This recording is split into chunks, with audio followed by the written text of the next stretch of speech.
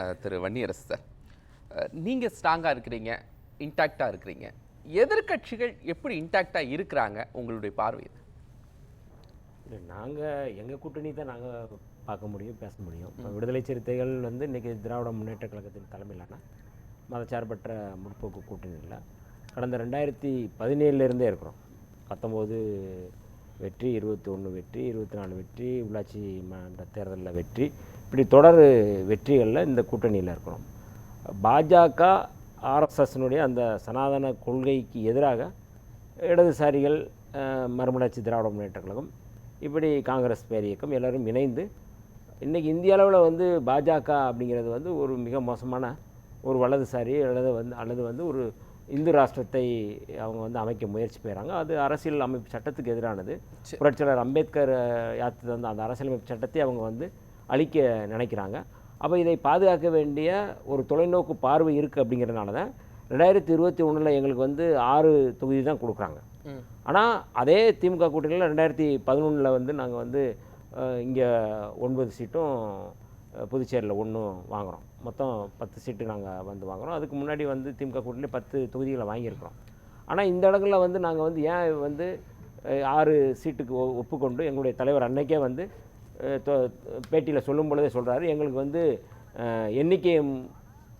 எண்ணிக்கைங்கிறத விட எது முக்கியம்னா எங்களுக்கு வந்து இலக்கு தான் பாஜகவை வீழ்த்துவது தான் எங்களுடைய இலக்கு. தமிழ்நாட்டில் வந்து பாஜக போன்ற கட்சிகள், மதவெறி கட்சிகள் வந்து தமிழ்நாட்டுக்குள்ளே வந்து அதிக பெரும்பான்மையாக வந்ததுன்னா அது மிகப்பெரிய ஆபத்தாக முடியும் அப்படிங்கிற ஒரு தொலைநோக்கு பார்வையில் நாங்கள் இந்த கூட்டணியில் தொடர்றீங்க. ஆனால் திருமாவளவன் அவர்கள் ஒன்று சொல்கிறாங்க, நாங்கள் நிறைய இடங்களுக்கு நாங்கள் கேட்போம், அதே நேரத்தில் திமுக கூட்டணியில் தான் நாங்கள் இருப்போம் அப்படின்னு சொல்கிறோம். இது கொள்கை கூட்டணி.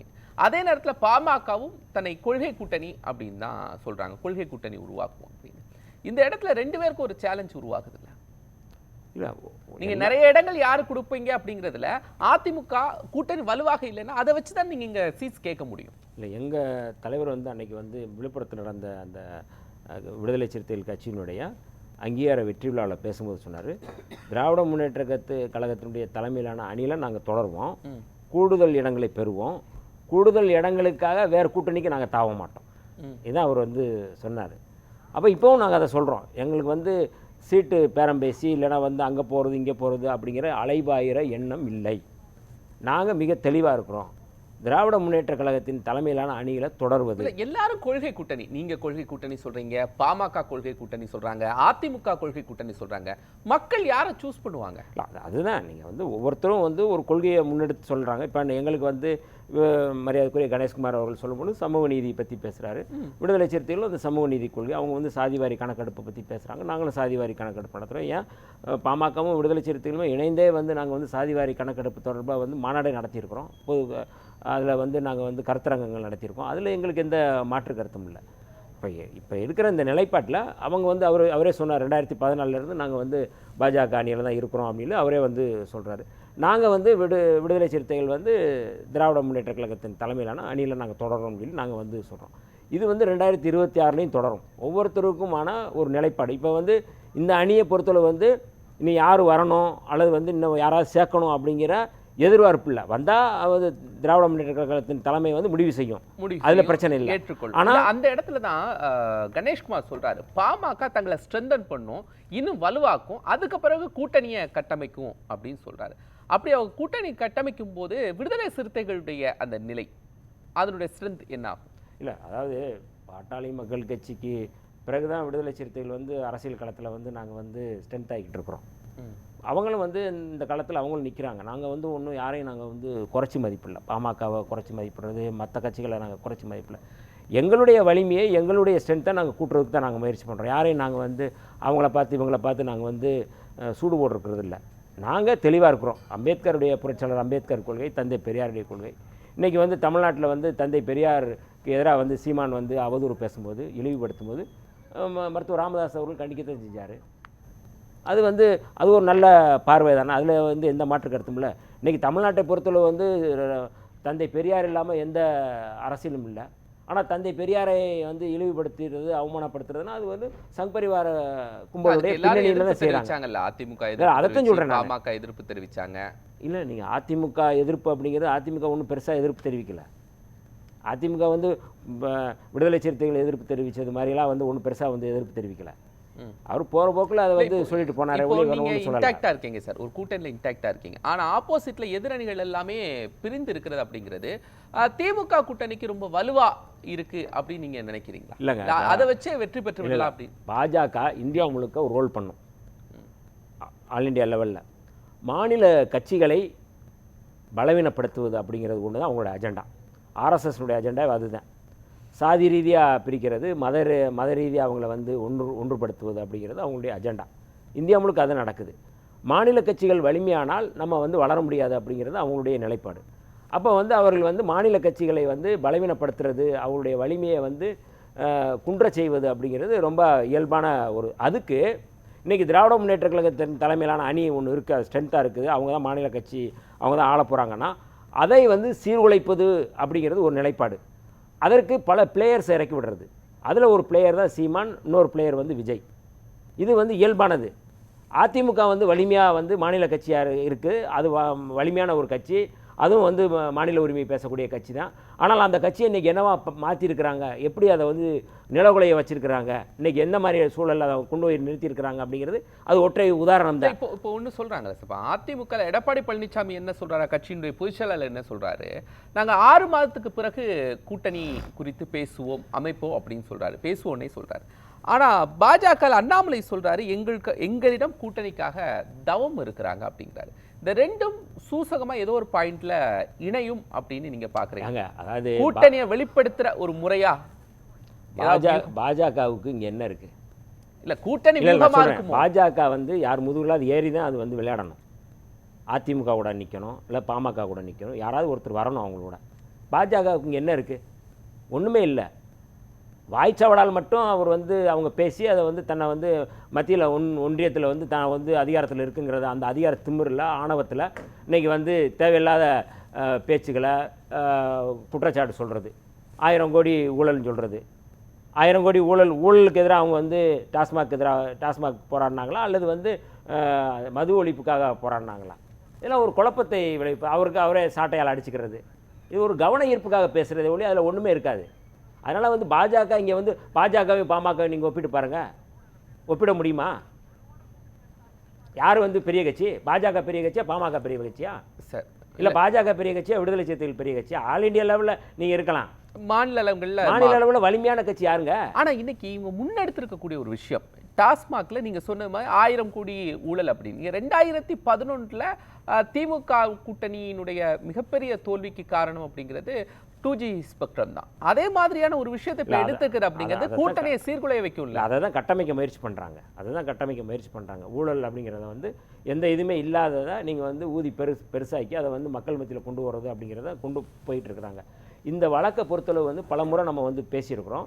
இந்த வழக்கில் வந்து மொத்தம் 47 எஃப்ஐஆர் போட்டப்பட்டது. 2001 19 வரை 20 வரை வந்து போடப்பட்ட எஃப்ஐஆர்களில் வந்து மொத்தம் வந்து 37 எஃப்ஐஆர் அதிமுக ஆட்சி காலத்தில் போடப்பட்ட எஃப்ஐஆர் தான். அது எல்லாமே அது வெளிப்படையாக சொல்லணும் அப்படிங்கிறது தான் வந்து இன்றைக்கி கோர்ட்டுக்கெல்லாம் போயிருக்கிறாங்க. அது வந்து எப்படி அதை வந்து மாநில இதில் தலையிடக்கூடாது. ஏன்னா ஏற்கனவே வந்து குவாரி வழக்கில் வந்து இதே இடி வந்து 5 கலெக்டர்கள் மேலே வந்து விசாரணை செய்யணும் அப்படின்னு சொல்லும்போது இது வந்து இந்த பண பரிவர்த்தனை தொடர்பான இது இல்லை, இதில் இடி வர வேண்டிய அவசியம் இல்லை அப்படின்னு சொல்லி ஸ்டே வாங்கினாங்க. இன்றைக்கி உச்சநீதிமன்றத்தில் மேல்முறையீடு போயிருக்காங்க, அது தனி. அதே ஃபார்முலா தான் இங்கே. இடி அப்படிங்கிறது பாஜகவில் கூட்டணியாக இருக்கிற ஒரு கூலிப்படை தான்.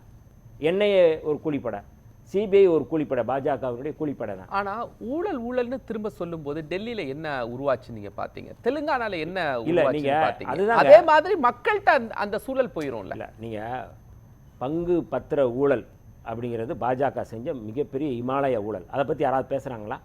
வெளிப்படையாக உச்சநீதிமன்றத்தால் வந்து அம்பலப்படுத்தப்பட்டது. அது இந்த இது தொடர்பாக வந்து நீங்கள் வந்து வெறும் வந்து இதில் வந்து டாஸ்மாகில் இருக்கிற ஊழல் அப்படின்னா அப்படி பூதாகரப்படுத்துறது, அது வந்து வரணும்.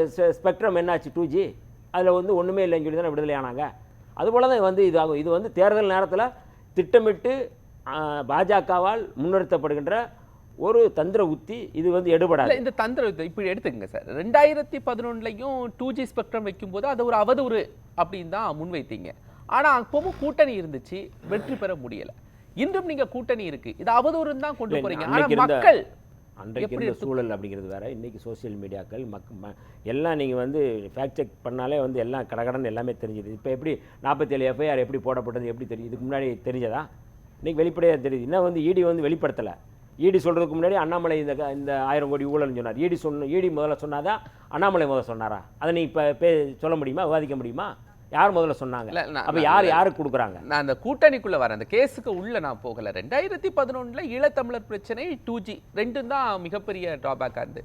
இப்போ சட்ட ஒழுங்கு பிரச்சனை, டாஸ்மாக் ஊழல், அது மக்கள்கிட்ட நம்ம இதே சோஷியல் மீடியா மூலமா மக்கள் வந்து அது புரிஞ்சுக்கிடுவாங்க. அது குறித்து வந்து விளக்கம் கொடுப்பாங்க. கோர்ட்டுக்கு போயிருக்கிறாங்க. அதில் வந்து என்னங்கிறத சொல்ல போகிறாங்கன்னா நாட்கள் இருக்குது, காலம் இருக்குது. அது கட்டாயம் வந்து அம்பலப்படுத்தப்படும். அதில் வந்து பாஜகவினுடைய இது வந்து ஒரு ரோல், இது வந்து பிளாக்மெயில் சேரக்கூடியது. இது ஏற்கனவே மரியாதைக்குரிய செந்தில் பாலாஜி அவர்கள் மீது வந்து இதே மாதிரி தான் போட்டு வழக்கு போட்டு அவர் அச்சுறுத்தினாங்க. என்ன ஆச்சு? ஒன்றுமே இல்லை. அவர் வெளியில் வந்தது இன்றைக்கி வந்து கோர்ட்டில் வந்து நீங்கள் வந்து நான் வந்து சேலஞ்ச் பண்ணுறேன்னு சொல்லி சொல்கிறாரு. அதனால் வந்து வழக்கு இது எல்லாமே வந்து எல்லா மாநிலங்கள்லேயும் வந்து இவங்க செய்கிறது தான். எல்லா மாநிலம் நீங்கள் ஒரு இருங்க, ஹிமாந்த் பிஸ்வா அந்த நீங்கள் வந்து ஒரு ஒரிசா முதலமைச்சர், நீங்கள் யார் இங்கே நாராயண் ராணே யார்? நீங்கள் வந்து இடி தான் வழக்கு போடுது. அவங்க பாஜக போய் சேர்ந்தவுடனே அங்கே அவங்க வந்து கம்பெனி வச்சுருக்கிறாங்க, லாண்ட்ரி கம்பெனி வச்சுருக்கிறாங்க. அவங்கள தூய்மைப்படுத்தி வெளியில் அனுப்புகிறாங்க. இதெல்லாம் வந்து பாஜகவினுடைய பிளாக்மெயில் அரசியல். இந்தியா முழுக்க அந்த வேலையை செய்கிறாங்க. இங்கே தமிழ்நாட்டில் அந்த வேலை எடுபடலைங்கிறதுனால இப்போ வேற வழியில் அவங்க வந்து பண்ணிட்டு இருக்காங்க. பட் அங்கே எல்லாமே தோல்வி முகம் தானே, அது இங்கே ஏற்படாது அப்படின்னு நீங்கள் எதன் அடிப்படையில் சொல்கிறீங்க? இதுக்கு முன்னாடி தமிழ்நாட்டில் எக்ஸ்பீரியன்ஸ் ஆயிருக்கு. இந்த மாதிரி தமிழ்நாட்டில் வண்ண தொலைக்காட்சியிலேருந்து எல்லாமே 2006 2011 வரைக்கும் கொடுத்தாங்க. ₹1 அரிசி அப்படின்னு கொண்டு வந்தாங்க. எல்லாம் கொடுத்த பிறகும் இந்த ஊழல் பிரச்சனைகள் தானே, இந்த அவதூறுகள் தானே, உங்கள் இதில் இந்த அவதூறுகள் தானே மிகப்பெரிய தோல்விக்காக கொண்டு இல்லை. அதுதாங்க, இந்த கூட்டணி வலிமையாக இருக்குது. இந்த கூட்டணியை வந்து ஒரு சீர்குலைக்க வேண்டிய ஒரு நெருக்கடியில் வந்து பாஜக இருக்குது. ஏற்கனவே செஞ்சிருமான்னு கேட்குறேன். இல்லை, அதுதான் ஏற்கனவே 2 பிளேயர்ஸ் இறக்கி விட்டுருக்குறாங்க. அவங்க வந்து தமிழ்நாட்டில் வந்து சீமான் வந்து ஏதாவது வன்முறை செய்யணும், ஏதாவது மிக மோசமாக வந்து அவதூறு பரப்புகிற வேலையில் அவர் செஞ்சிட்ருக்கிறாரு. இன்னொன்று, கூட்டணிக்குள்ளே வந்து இந்த மாதிரியான வேலையில் செய்யணும் அப்படிங்கிறது பாஜகனுடைய ரோல் தான். அதை வந்து பண்ணுறாங்க. ஆனால் இங்கே எடுபடலை அப்படிங்கிறதுனால தான் அவங்க வேறு உத்தியை கையாளுறாங்க. ஒரு பிளாக்மெயில் மூலமாட்டு உங்களுடைய கூட்டணியை பிரித்து இன்னொரு வலிமையான கூட்டணியை கட்டிட முடியுமா? இல்லை, அது கட்ட முடியாதுங்கிறதுனால, கட்ட முடியலைங்கிறதுனால தான் இப்போ இந்த உத்தியை கையாளுறாங்க. இப்போ அதிமுகவை ஹேண்டில் பண்ணுறது மாதிரி இங்கே ஹேண்டில் பண்ண முடியலை அப்படிங்கிறதுனால தான் நம்ம வந்து இப்போ வந்து நீங்கள் தேசிய கல்விக் கொள்கையை ஏற்றுக்கொள்ளணும், அப்போ தான் நாங்கள் வந்து 2152 கோடி ரூபா நாங்கள் தருவோம் அப்படின்னு சொல்லி சொன்னால் நாங்கள் முடியாதுன்றாங்க. நீ கொடுத்தா தான் நாங்கள் பணம் கொடுப்போம் அப்படின்னு சொன்னால் இது ஒரு பிளாக்மெயில் தானே. இது பாலிசி ரீதியாகவும் வந்து திட்டங்கள் மூலமாகவும் நீங்கள் வந்து நெருக்கடி தர்றது, தமிழ்நாட்டுக்கு நெருக்கடி தர்றது, இந்தியை நீங்கள் வந்து படிக்கணும் அப்படிங்கிறது நெருக்கடி தர்றது தான். அப்போ இது எல்லாத்தையும் வந்து எதிர்கொள்ளக்கூடிய வலிமை திராவிட முன்னேற்ற கழகத்தின் தலைமையிலான இந்த மதசார்பற்ற முற்போக்கு கூட்டணிக்கு இருக்குது, விடுதலை சிறுத்தைகளுக்கு இருக்குது.